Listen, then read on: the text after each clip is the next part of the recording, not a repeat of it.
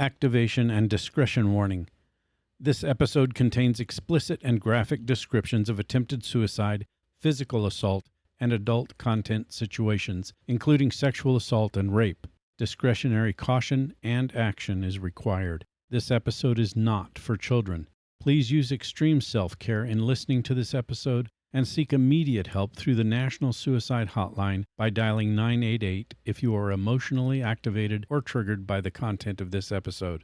Or if you are activated and need help from the National Sexual Assault Telephone Hotline, call 1-800-656-HOPE. That's 1-800-656-4673. I decided to put on this mask and I pretended nothing happened, that I'm okay. And I went home and I told my parents that I got into a fight at school. I fought a classmate just to explain my bruises and my busted lip, my torn shirt. And I remember my dad congratulated me on this. Oh, well done on fighting at school. And I just couldn't believe it, but they didn't know. And from that day, I just wore that mask, that everything is okay. And I never took it off.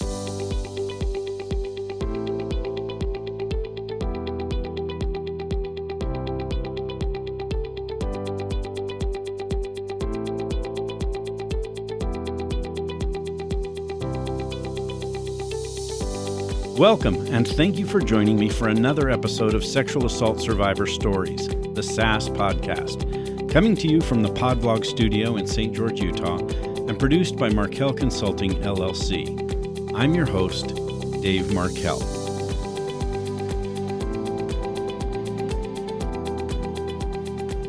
Welcome back to this week's episode of Sexual Assault Survivor Stories, the SAS podcast. This is episode 70. And this week's guest is Plamen Draganov of Manchester, England. Plamen is a friend of former SAS guest Lee Cooper, and Lee highly recommended to me that Plamen be a guest on this show. A few weeks before we recorded this episode, I was fortunate enough to have a conversation with Plamen. I can tell you that just a few minutes into that discussion made me excited to interview Plamen for the show. And it won't take much of you listening to Plamen to hear why I'm so grateful that he's here. Let's get right to it, and I'll catch you on the other side. Here's Plamen. Welcome, Plamen. It's a pleasure to have you on the show, and thanks for joining me. It's a pleasure to be part of this show, Dave, as well. And I'm really glad to be here. Really glad to have this opportunity to talk to you today and for people to hear my story and what I have to offer. I'm excited about the opportunity also. I really appreciate your willingness to be here. So that my audience knows, I met Plamen through Lee Cooper, who has been a previous guest, and Lee recommended that I get a hold of Plamen because he thought his story would be excellent for this platform, but also because he's doing a lot of good things to help other people. Plamen, why don't you tell us about yourself and what it is that you do and whatever else you'd like to share with us? Currently, I'm a trauma coach. I work with people with trauma. Originally, I was trained in marketing. I have a degree in marketing and management, but I decided to step away from this industry and requalified. And now I work as a trauma coach and I help people to find calmness amidst the chaotic life. What are you able to tell us about how you got into that? It was my own story. My own personal journey led me to this. I come from a dysfunctional family, and since a very young age, I struggled to understand people. I struggled to understand why my dad would treat my mom the way he treated her, and how and why this affected me. And then being bullied at school, I really didn't know why people would do this, why other children would do this. And my whole life struggling with my own depression, anxiety, and PTSD, I just wanted to know why. Why am I the only person that feels like this? Because that's how I thought. I thought everybody else gets on with their lives and it's just me struggling. And gradually, through having different skills, having different education courses, all of this led me to decide to step into this industry. When I got qualified as a mindset coach, first I started going to these workshops and being part of a mentorship group just for myself, just to figure out my own behavior. And then at one point, my mentor told me, well, you know what? You have all the credits to get qualified. Do you want to do this? Because I never considered even doing this. I never considered working with people. But I think I got better working on myself, and I've learned so many different tools and techniques that help me, and I just wanted to help other people. That's amazing. I'm so glad you shared that with us because it gives us some insight into what it is that you're going to talk about with us today. You do have a sexual assault story, and we haven't talked about that. I haven't heard your story yet. I know that you are anxious to talk about it in this platform. And so, Plamen, what are you able to tell us about your sexual assault? I think before I talk about the story, I would like to give you some background before what actually happened, because I think it's important for people to realize what can lead to something so traumatic, what happened to me. And I remember reading in one of the psychology books that perpetrators target people or children that they perceive as weak or quiet or timid. And I think that was me before it happened. I was a very quiet, very shy child, and I always struggled with communication, making connections. Not so much when I was a child, but especially after the trauma. But I think I was always a very quiet child. I think part of why I want to do this, I thought I was never allowed to say no. I thought I was never allowed to express anger based on my upbringing. I think that's not a mistake of my parents, but that's what resulted in what happened. That's just my opinion. Not being able to deal with anger, not being able to express anger, not being able to say no to adults. And like I said, coming from a dysfunctional family, I always perceived my dad as a very angry person. He always used to say very hurtful things about other people.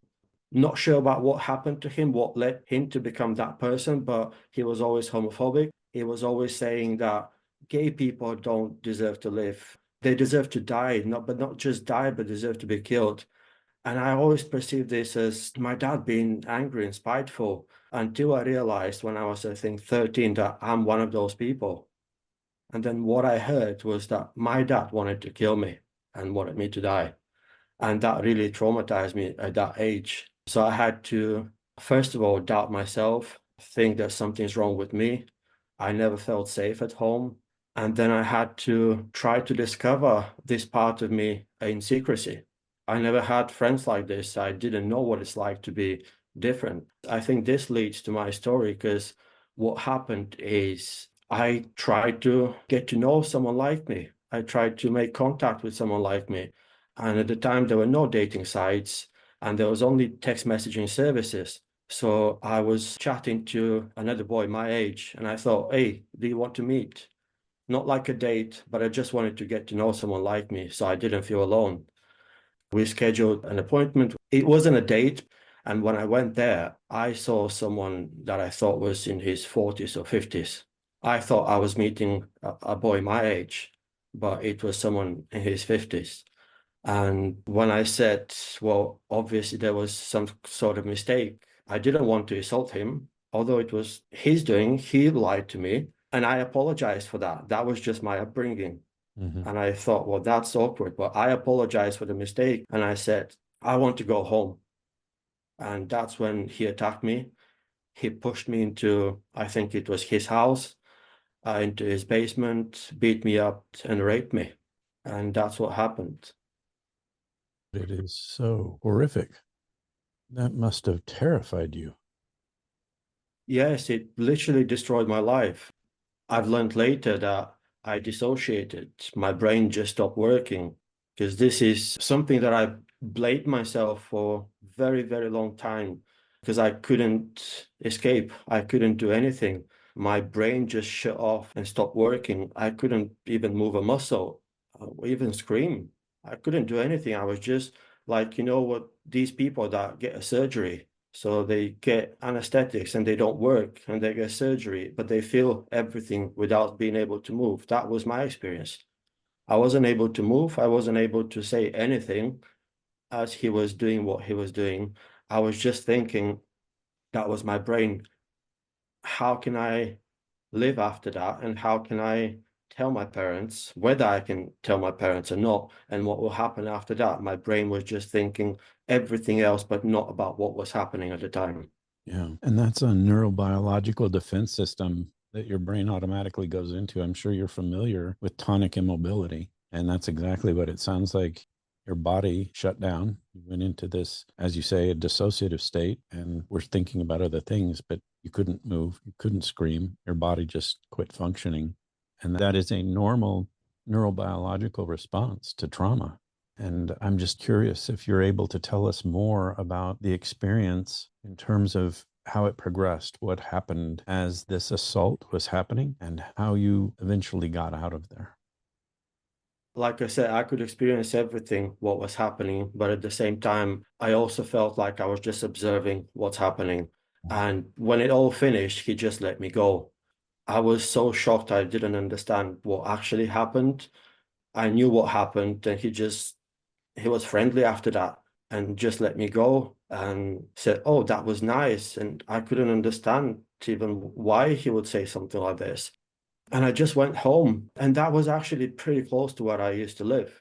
And from that place to my home, it took normally about a couple of minutes walk. And that night, it took me about half an hour just to get there. And there was a small park in front of my house. And I just sat on one of the benches there, I think trying to catch my breath, trying to figure out what to do. I'm not even sure if I sat on a bench for 5 minutes or 5 hours. Time just flew away. And at one point, I just stood up. I decided to put on this mask and I pretended nothing happened, that I'm okay. And I went home and I told my parents that I got into a fight at school. I fought a classmate just to explain my bruises and my busted lip, my torn shirt. And I remember my dad congratulated me on this. "Oh, well done on fighting at school." And I just couldn't believe it, but they didn't know. And from that day, I just wore that mask, that everything is okay. And I never took it off.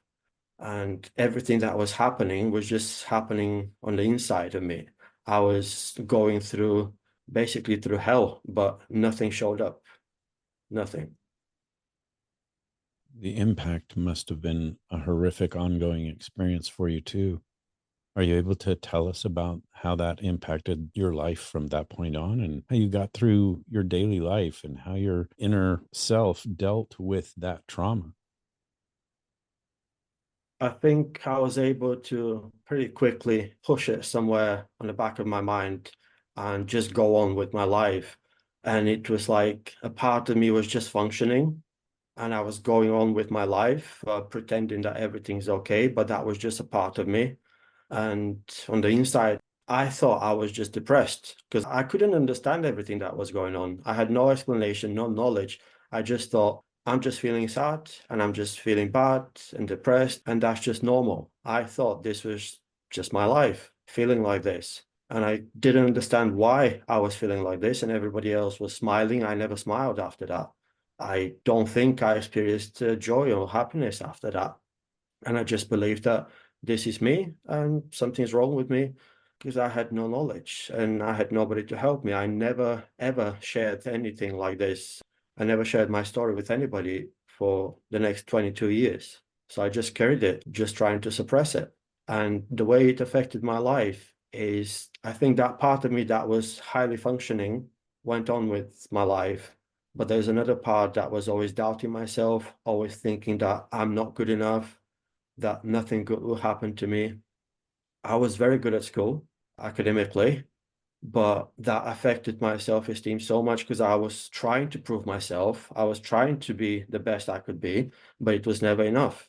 And I think in the very first opportunity that I got to escape, I did that because when I turned 18 and graduated from high school, I moved to Germany.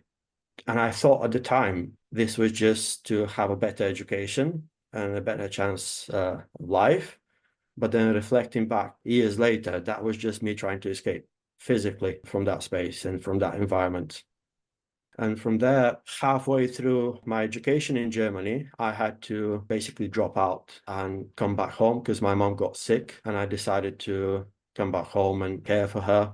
And when I got back home, I decided, well, I don't want to waste all this time, so I'd better have a degree instead of being a dropout. I started studying in my hometown. I graduated there. In the meantime, my mom passed away, and that affected me as well. So that was just another trauma on top of what I already was dealing with. And because I was not sure that everything that was happening to me was because of the sexual assault and the rape. I just directed all of this into the grief that I experienced. And I just blamed it on it. I thought everything that I was going through, all my struggles were because I lost my mom. And that kind of made things okay, not okay, but explained what was going on. Does that make sense? It does. Yeah. Gave you an alter avenue, a different aspect of your experience to put all of those confusing feelings and the traumatic responses that you didn't really understand. Now you were able to put them in a compartment that matched with the grief you were feeling for the loss of your mom, for a sexual assault. And that just affected me so much. I got depressed. I considered dropping out of university for the second time. But because that was my mom's desire for me to graduate, I just somehow managed to go through university. After that, my dad passed away as well. So at a very young age, I was left without both of my parents. And that nearly destroyed me. But luckily enough, I think at the time, I discovered Tai Chi. And this is such a big part of my life. Imagine somebody going through depression, such a deep depression that nothing really matters. I was thinking about suicide at the time so many times, but not about committing suicide, but just how good it's going to be, how easy it's going to be if I wasn't here. I don't think I had the guts to do it. I was just dreaming about it, how good it's going to be just to escape from this life. And nothing really mattered. I had no interest, nothing. I was going through life sleepwalking. Tai Chi was the only thing that really piqued my interest. It almost felt like the light in a tunnel. Out of all of this darkness around me, I saw something that I thought, whoa, that might be something good. And I remember I saw an advert about a demonstration, and I went to this demonstration and I fell in love with it. And I signed up the very next day, and I've been practicing it ever since. That's nearly 15 years now. But Wow. what I wanted to say about Tai Chi is that this is an embodiment practice and it helps to regulate your nervous system. And I didn't understand that at the time, but practicing this gave me calmness that I always needed, gave me that sense of control, gave me a bit of confidence, all of these things that I never had before. And that's why I think I fell in love with it. Plamen, for my audience, are you able to give us a really brief explanation of what Tai Chi is? I know what it is, but I would like my audience who may have never even heard of it or may have heard of it, but don't know really what it's all about. Could you explain that for us? Tai Chi is originally a martial art, but over the years they changed it and they started teaching it as a health and well-being practice. That's the way I teach it. I used to teach it as a martial art. I teach it also for health. When you practice Tai Chi, you practice it slowly and you move slowly. You coordinate your movement with the breath and you have to concentrate on the physical experiences that you have. Direct your mind into the body, feel what's happening, try to describe what's happening. That's psychosomatic practice. It's very similar to the concept of mindfulness. Your mind is actually concentrating on the movements and feeling that you are receiving from those movements.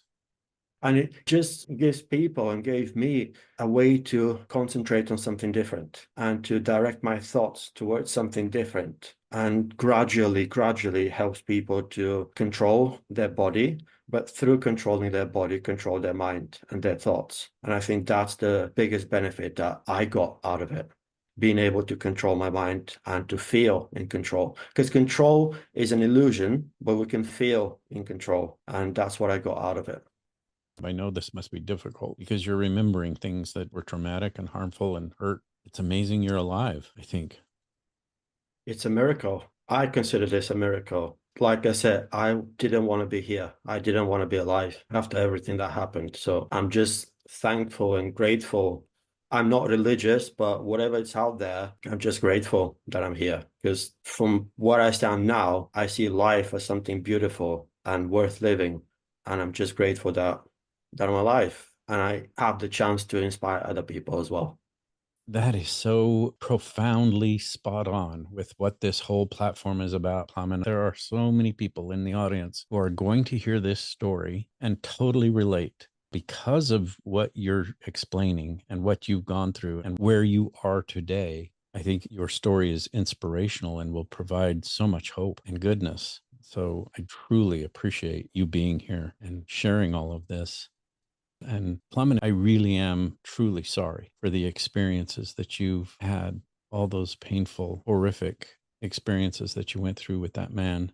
But then with your mom passing and then your dad, know that you weren't real close to your dad. There was a lot of confusion and hurt there, but he's still your dad. And when someone that you love and even in a small way look up to passes, that's a painful experience. I really am sorry for all that you've been through. But on the flip side of my sorrow expressed to you and my sympathies, I am full of gratitude for your willingness to be on this platform and tell everyone what you're telling us because it's powerful and inspirational and helpful. So thank you. If we could, I'm curious if during your Tai Chi experiences, especially early on when you were learning what Tai Chi is about and how mindfulness does play a big part of that, did those experiences of your rape enter into your mind and thoughts as you were dealing with what it is that you were feeling and how you were growing in Tai Chi? Or had you still maintained a wall between the rape and what you were doing with Tai Chi? When I found Tai Chi, I was about 20 something. Before that, I started practicing karate. I think I started when I was 16 until 18. So for about 2 years, I practiced karate. And I got these experiences when I did that. Because karate was much more about using your strength, using force, using anger. And that really contributed to me feeling more anger. And because we were fighting in karate, having sparrings, I was punching and kicking people. I didn't see them. I saw the perpetrator. I was fighting the perpetrator when I was training karate. I thought it helped me to deal with my anger, but I realized I turned into a very angry and bitter person because I wanted to fight the perpetrator. I had thoughts of what I would do if I someday meet him in person. I thought about attacking him, even killing him. And that really scared me because I always considered myself as a peaceful person. And having these thoughts, having all this rage and anger inside of me scared me. And because I was considering doing something to him, I really got scared. So I stopped training karate. To go back on your question about Tai Chi, that came a few years later. No, when I practiced Tai Chi, I didn't have that. I think Tai Chi really helped me to connect more with my peace and to connect to and discover that peace. So I had that experience when I was training karate, but not Tai Chi. Is there a point where you started realizing that you needed to direct your thought process to healing from the rape? When did that realization happen? How did that realization happen? And what did you do to facilitate the process of healing? That's a good question. About 2014, I moved from Bulgaria to England, and I thought I'll have a fresh start. I'll have a new opportunity to escape again to a different country because I thought putting all that distance between me and that environment will help me. I wasn't thinking that at the time. I just wanted a fresh start, but that's what it was. It was an escape. So I moved to England. I had a job when I moved here because there was this company, that English company that came to Bulgaria to recruit me. So I already had a job when I moved here. I worked for about a year and it was a low paid job. Basically, hated the whole experience, but it kind of prevented me from thinking about everything else. I was half asleep to the whole experience. And I think at the time I was considering starting teaching because I was practicing Tai Chi here in England as well. I found a different school. I practiced with my teacher and I was considering starting teaching and going into business, teaching for myself, opening my own school. I was looking for business workshops, business seminars to help me to get into business and have more skills. And through one of the workshops that I did, I got introduced to my mentor, my mindset coach. We started talking about business, but she was talking about business from the perspective of the mindset and self-sabotage. And I realized, well, I've been sabotaging myself my whole life. I've been pulling myself back from all the opportunities. I had a degree and I decided not to work in that industry.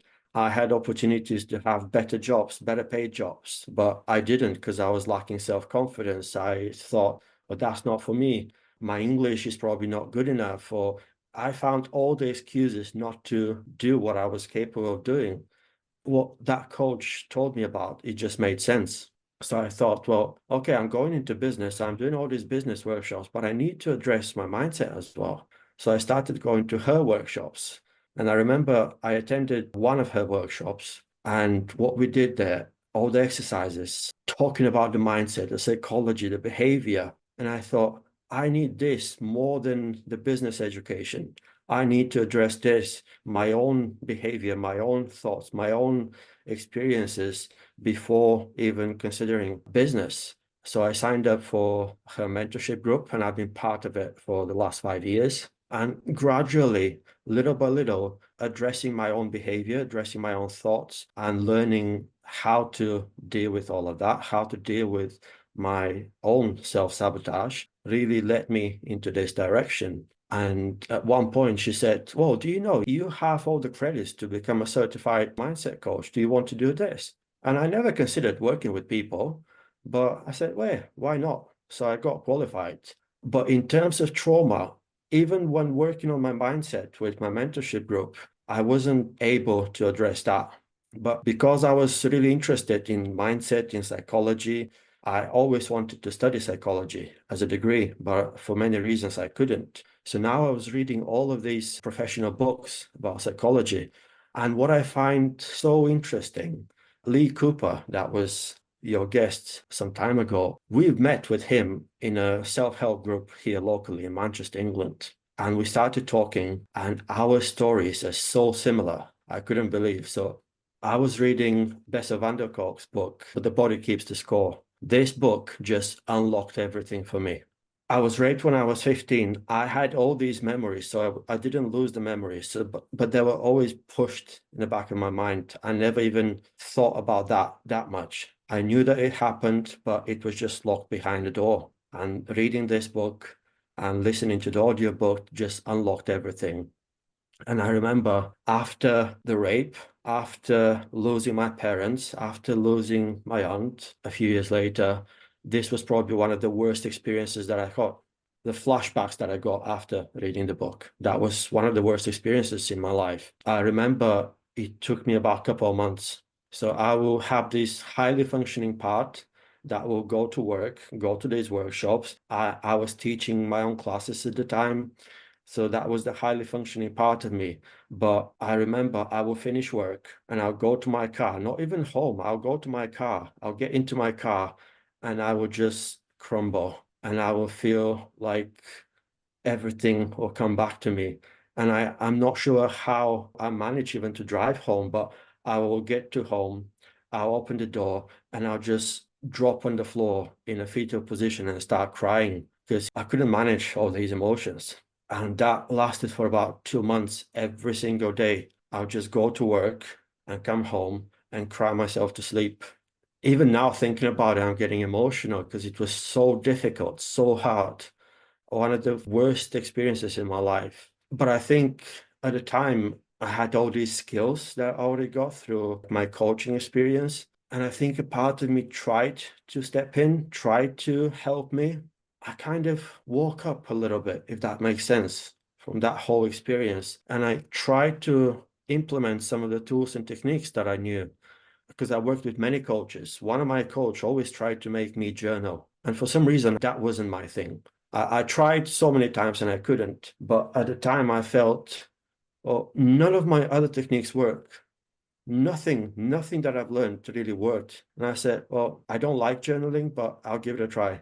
Because if nothing else works, maybe this time it will work. So I started journaling and I poured all my emotions, all my thoughts into my notepad. And it kind of made things a bit easier. And once I felt that things were a bit easier, I'm going back now, but I'm a qualified sports massage therapist. So I had this life-size skeleton in my living room. And for some reason, that was, it's funny. I find it funny now, but I remember, I think it was that movie, Good Will Hunting with Robin Williams, when he works with this young boy and he tells him, it's not your fault.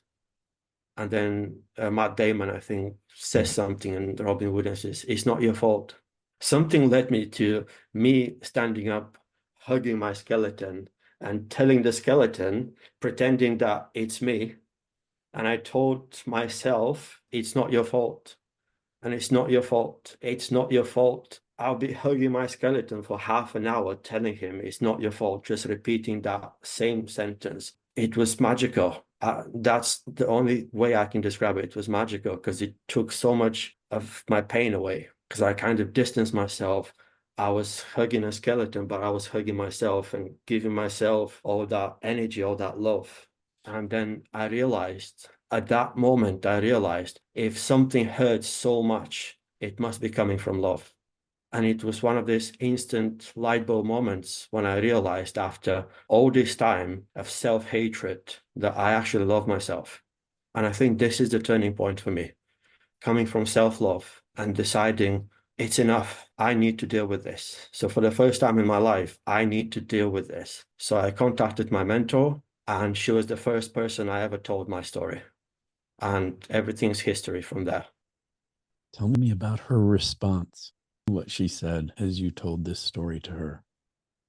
I think she wasn't aware of what I was going to say, because everybody that I told my story ever since was really shocked, because people just don't expect you to tell something like this, because I got so good at hiding it, because you never expect that something like this might be inside of someone.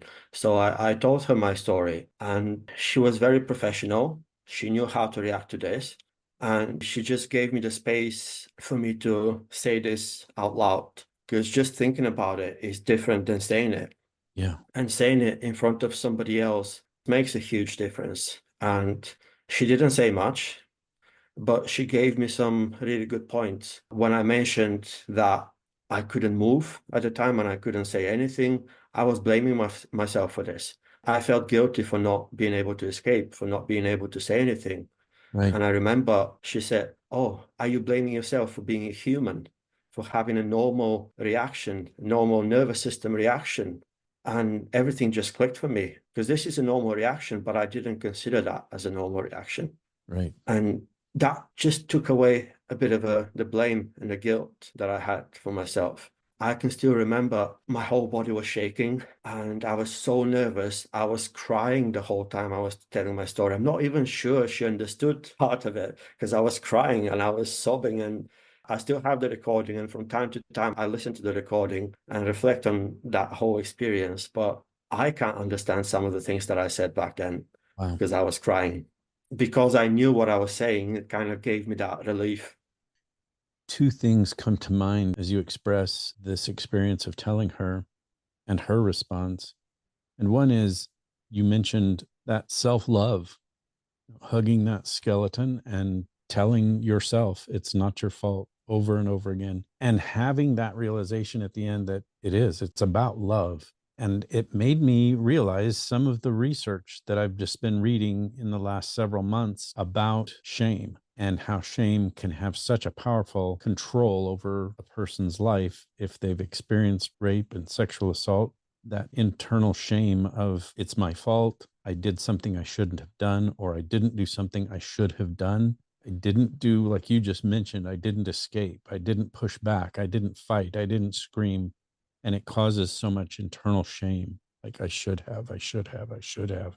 And the research is showing that what pushes away shame and clears your mind of shame and your experience is loving yourself, being compassionate to yourself. And that's exactly what you experienced without having read any of this research. You're telling me that that's what it is that brought you out of that shame, feeling so self-destructive. And I love that. I'm so impressed with the realization that you had and the way you're expressing it, because it so matches with the science. It's like a dovetail of the science plus the emotional experience. And I appreciate you bringing that up.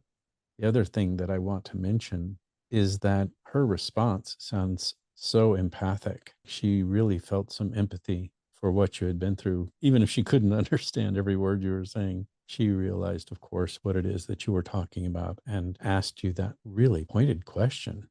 Are you blaming yourself for being human? What a great empathic response. This was a very special experience for me, because she was the first person to make me feel safe enough to talk about it.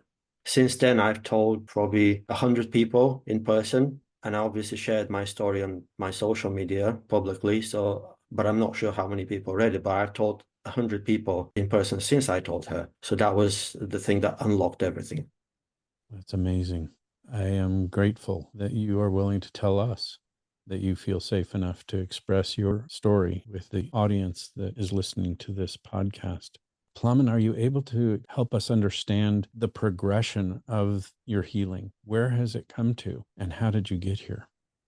Since I shared my story with my mentor, that was, like I said, the thing that unlocked everything. Since then, I realized that I need some more help. And I actually reached out for help. I had therapy for years after that. So I've worked really intensely on myself with different therapists, one-to-one therapy, group therapy. I was educating myself, reading all the professional psychology books. All of this really helped me to turn into the person that I'm today. Because being able to get rid of all that shame and guilt and the trauma really helped me to do that. One of the books that I read was by Janina Fisher.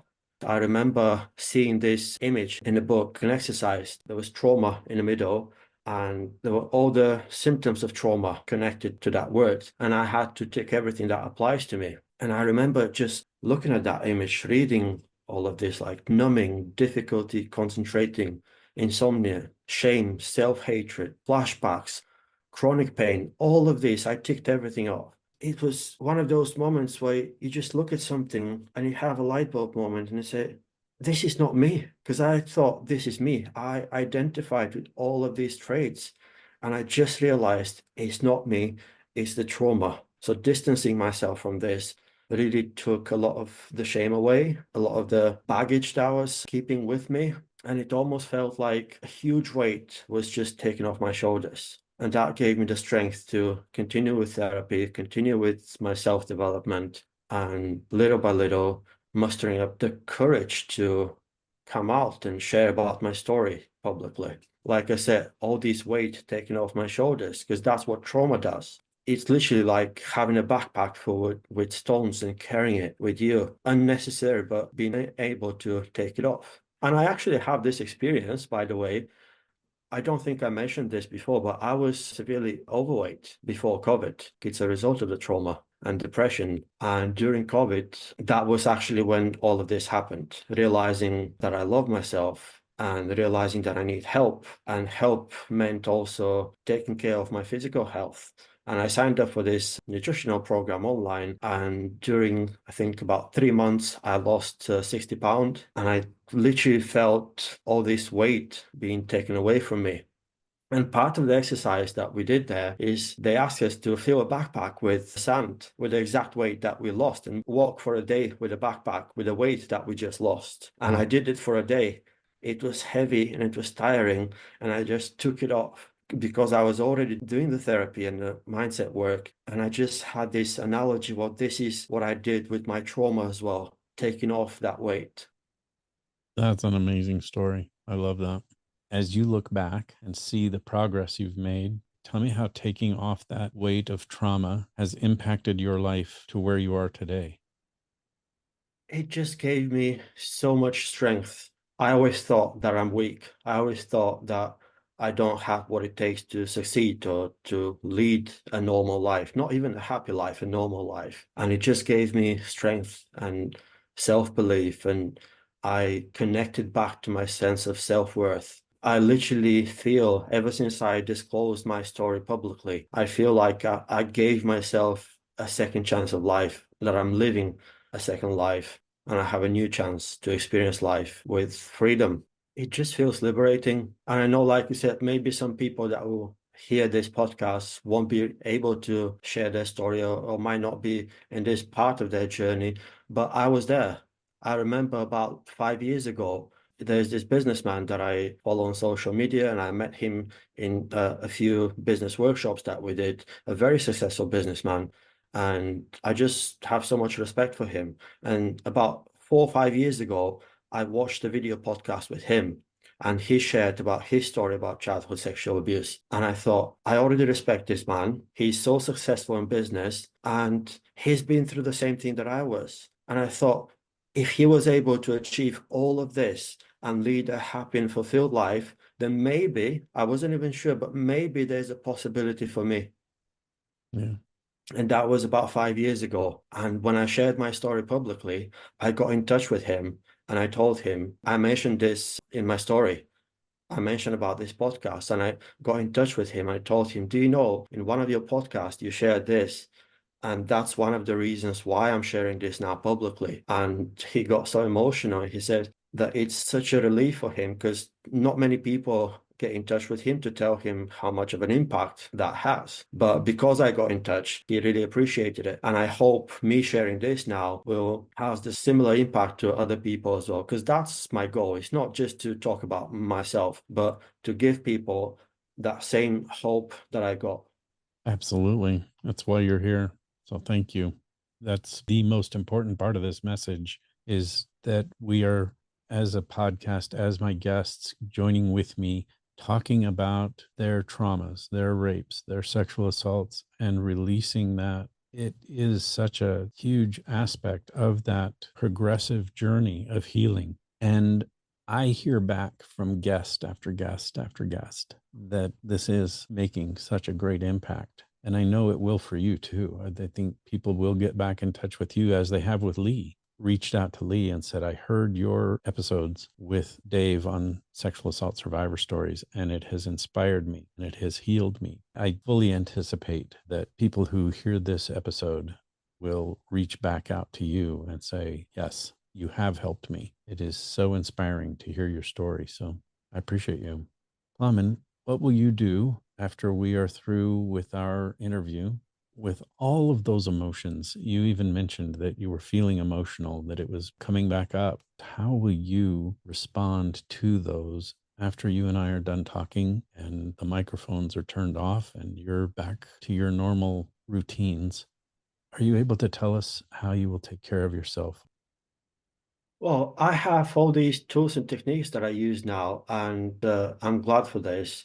But the thing is, I have the access to them because, when you're in trauma, when you're in that state of fear, you don't have access to the logical part of your brain. But now, because I feel strong, and since I shared my story, I never felt stronger and more powerful in my entire life. So I have access to all of these tools. I have my own support group around me. I have a very strong support group. And I know every time I reach out, there's someone to talk if I need to. And also, I have my own practice of Tai Chi and yoga to regulate my nervous system. All of these things work. But for me, what really makes a difference now at this stage of my life is just connecting to people. Connecting to life, connecting to people, and just trying to integrate all of these different parts of me into daily life. This is part also of the system that I follow as a coach, similar to Judith Herman. She has this three-part system. First is feeling safety. Second is processing all these traumatic experiences, and then is reconnecting with life. And I think that's the stage I am at, just reconnected with life, having friends, talking to friends. Because, another symptom of trauma, just disconnecting you from everything else. Because I always pushed people away. I always thought I'm an introvert. People used to describe me as antisocial, but that was because I never felt safe with people. Now, when I feel safe, I'm rediscovering different parts of me. And I'm rediscovering that I actually enjoy connecting to people. I enjoy talking to people, especially if they're like-minded people. So all of this, yeah. And then talking about it. So talking, it might be emotional, but it's not traumatic anymore for me. And because I really want to go into public speaking, I've been practicing and training public speaking for a few years now, because this was one of the biggest fears. And one of my teachers, Lisa Nichols, she says something amazing. She says, don't talk from your wounds, talk from your scars. And I think I'm able to talk from a scar because it's healed. I know I've said this probably 7 times already, but thank you so very much for your strength and your positivity, your resilience, and your willingness. That's, I think, is probably the biggest part of all of this, is that willingness to share that experience so that others can heal. And I just see an opportunity for us to talk many more times in the future. I think you are just a cup full of goodness that we can all drink from. I would love to be able to have you back on this show to bring everybody a progress report of how this is still impacting your life and some of the changes that are occurring and the successes that you're having in the future. If you're willing, I would love to have you come back. It would be a pleasure. Like I said, I enjoyed it. It was a pleasure. And yeah, let's keep in touch. Thank you. That does it for another episode of Sexual Assault Survivor Stories, the SAS podcast. I'm truly impressed by Plamen Draganov and his ongoing work to help others on their healing journey. And I want to give him my personal acknowledgement for his fortitude, strength, and transparency in telling not only the horrific part of his story, but also for the painful but productive parts of his healing journey. Thank you, Plamen. I think you're amazing. And to my listeners, please don't hesitate to drop Plamen a note of thanks and encouragement for what he's doing to help others on their healing journey. I know he'd appreciate hearing from you. Thank you again for joining me on SAS and for your loyalty in tuning in each week for a new episode. Please continue to tell everyone you know about this show, and please rate and subscribe to this podcast if you haven't already. Finally, remember to do your part to help bring justice to victims and survivors of rape and sexual assault. A great way to do this is to start by believing, because we all know someone whose life has been affected by rape or sexual assault. We'll see you next week.